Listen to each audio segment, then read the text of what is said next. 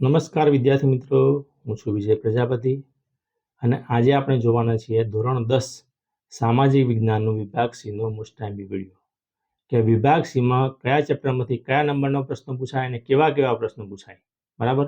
કે જે તમારું સોમવારે પેપર છે તો એ આમાંથી પૂછાશે અને કેવા કેવા પ્રશ્નો પૂછાય તો એ તમને આમાંથી જોવા મળશે, બરાબર? બીજું કે આજે ગણિતનું પેપર પૂરું થઈ ગયું અને એમાં મેં તમને આઈએમપી આપેલા, તો એ જોજો કે આપણે જે આઈએમપી દાખલા આપ્યામાંથી કેટલા પૂછાયા, બરાબર? અને જે શોર્ટ ક્વેશ્ચન આપ્યા એમાંથી પણ કેટલા પૂછાયા. તો મોટાભાગના આપણા મોસ્ટ આઈએમપી દાખલામાંથી પેપર હતું, બરાબર? આવું તમારે દરેક વિષયનું આઈએમપી જોઈતું હોય તો ચેનલને ખાસ સબસ્ક્રાઇબ કરજો, વિડીયોને લાઇક કરજો અને તમારા મિત્રો સુધી શેર કરજો. તો જો મિત્રો, આ છે વિભાગ સીનો વિડીયો કે જે સામાજિક વિજ્ઞાનનો છે. એ સોમવારે પેપર લેવાનું છે એમાંનું, બરાબર? અને 18 ગુણનો વિભાગ સી પૂછાશે. તેમાંથી કયા કયા ચેપ્ટરમાંથી પૂછાય? તો ચેપ્ટર નંબર 3, 4, 8, 16, 18 અને 19 આટલા ચેપ્ટર તમે કરો તમારા 18 ગુણ પાકા. પણ આટલા ચેપ્ટરમાંથી તમારે કયા કયા પ્રશ્નો કરવાના તો આપણે એ મિત્રો જોઈએ. તો આ છે ચેપ્ટર નંબર 3. પહેલો પ્રશ્ન છે વિભાગ સીમાં ચેપ્ટર નંબર 3 નો 38 અને 39મો પ્રશ્ન, એટલે કે પ્રશ્ન નંબર 38 અને પ્રશ્ન નંબર 39 એ ચેપ્ટર 3 નું હશે. તો શેમાંથી હશે? તો જુઓ મિત્રો, પહેલો પ્રશ્ન કે પ્રાચીન ભારતના એક નગર તરીકે લોથલનો પરિચય આપો. બીજો પ્રશ્ન કે ધોળાવીરા વિશે ટૂંક નોંધ લખો. આગળનો, મોઢેરાનું સૂર્ય મંદિર વિશે ટૂંક નોંધ લખો. ગુજરાતના સ્થાપત્ય કલાના વિકાસની માહિતી આપો. પાંચમો પ્રશ્ન કે પ્રાચીન ભારતનું નગર આયોજન સમજાવો. છઠ્ઠો પ્રશ્ન, ગુપ્ત યુગ ભારતની કલાનો સુવર્ણ યુગ સાથે કહી શકાય છે. તો આ હતા મિત્રો 6 પ્રશ્નો કે જે તમારા ચેપ્ટર 3ના 38 અને 39મા નંબરના પ્રશ્નમાં તમને 6 માંથી પ્રશ્નો જોવા મળશે.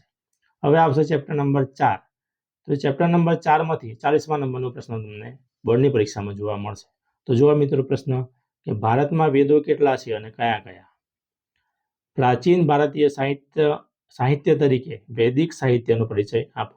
પ્રાચીન ભારતીય સાહિત્ય તરીકે વૈદિક સાહિત્યનો પરિચય આપો. નાલંદા વિદ્યાપીઠ, તક્ષશિલા વિદ્યાપીઠ અને વલ્લભી વિદ્યાપીઠ આ ત્રણેયમાંથી એક 100% આવશે. માહિતી આપો, બરાબર? નાલંદા, તક્ષશિલા અને વલ્લભી આ ત્રણમાંથી એક પ્રશ્ન 100% તમને જોવા મળશે. કયા નંબરમાં હતા? કે 40મા નંબરમાં.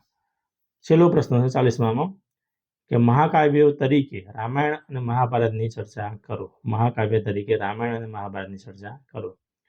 હવે છે ચેપ્ટર નંબર 8. તો ચેપ્ટર નંબર 8 માંથી 41 અને 42મા નંબરનો પ્રશ્ન તમને બોર્ડની પરીક્ષામાં જોવા મળશે. આમાંથી પહેલો પ્રશ્ન જુઓ કે ભૂમિ સંરક્ષણ એટલે શું? ભૂમિ સંરક્ષણના ઉપાયો જણાવો.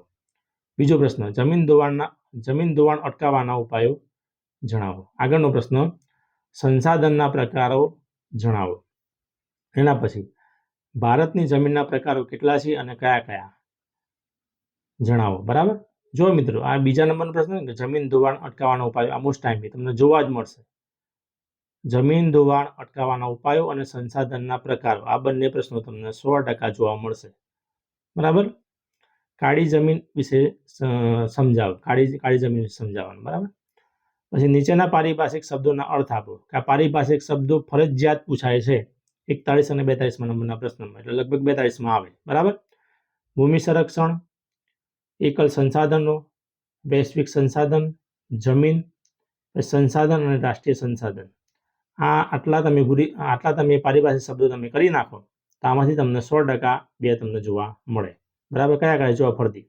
ભૂમિ સંરક્ષણ, એકલ સંસાધનો, વૈશ્વિક સંસાધન, જમીન અને સંસાધન, બરાબર? સંસાધન અને રાષ્ટ્રીય સંસાધન આટલા. આગળ જોવા ચેપ્ટર નંબર 16 માંથી 43મા નંબરનો પ્રશ્ન ચેપ્ટર નંબર 16 માંથી આવશે. તો પહેલો પ્રશ્ન જોવો કે વૈશ્વિકરણના લાભો અને ગેરલાભો જણાવો. બીજો, ખાનગીકરણના લાભો અને ગેરલાભો જણાવો. પર્યાવરણ સુરક્ષા માટેના પગલાં જણાવો. પર્યાવરણ સુરક્ષા માટે આપણે કયા પગલાં લઈએ એ જણાવો.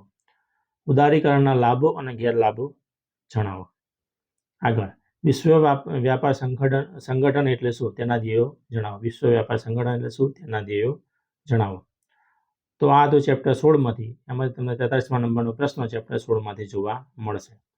હવે ચેપ્ટર નંબર 18 કે 44 અને 45માં નંબરનો પ્રશ્ન ચેપ્ટર 18માંથી તમને જોવા મળશે. તો પહેલો પ્રશ્ન, ગ્રાહકોનું કયા કયા પ્રકારે શોષણ થાય છે? બીજો પ્રશ્ન, ભાવ વધારો આર્થિક વિકાસમાં પોષણ પણ છે અને અવરોધક પણ છે. ભાવ વધારો આર્થિક વિકાસમાં પોષણ પણ છે અને અવરોધક પણ છે. આગળનો પ્રશ્ન, ગ્રાહકોનું શોષણ થવાના કારણો જણાવો. આગળનો પ્રશ્ન, ભાવ વૃદ્ધિના કારણો જણાવો. એના પછીનો પ્રશ્ન, ગ્રાહકોની ફરજો સવિસ્તાર સમજાવો. તો આ હતા 44 અને 45માં નંબરનો પ્રશ્ન. બરાબર. હવે જોઈએ આપણે છેલ્લો પ્રશ્ન 46માં નંબરનો. બરાબર મિત્રો. તો એના પહેલા 1 નંબરનો પ્રશ્ન રહી ગયો જોવા 45માં નંબરમાં 44 ને 45માં, કે ગ્રાહક સુરક્ષા અંતર્ગત કામ કરતી સંસ્થાઓને ફરિયાદ કોણ ક્યાં કરી શકે?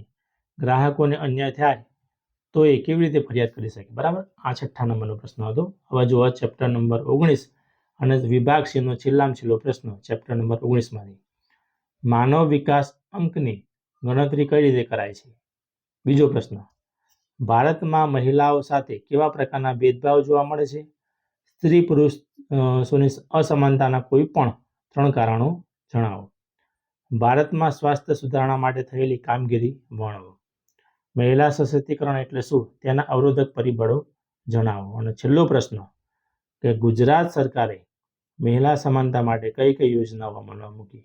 આ બધા પ્રશ્નો મારે બોલવા પડે છે. એટલા માટે મારે બોલવા પડે કે થોડા મારા અક્ષર બહુ જોરદાર આવે છે. બરાબર ને, તમને વંચાય ના એટલા માટે મારા આ પ્રશ્નો બોલવા પડે. બરાબર. બાકી તો સીધો આ સ્ક્રીનશોટ પાડીને તમને મૂકી શકું. તો આ તો વિભાગ C નો વિડીયો મિત્રો. તમારા વિભાગ B નો મોસ્ટ ટાઈમ બી જોઈતું હોય સામાજિક વિજ્ઞાન માટે તો કમેન્ટ કરજો અને તમારા મિત્ર સુધી શેર કરજો. બરાબર ને, લાઈક ખાસ કરજો. તો તમને વિભાગ B નો પણ મોસ્ટ ટાઈમ બી વિડીયો મળી જશે. તો મળીએ મિત્રો નેક્સ્ટ વિડીયોમાં. Thank you.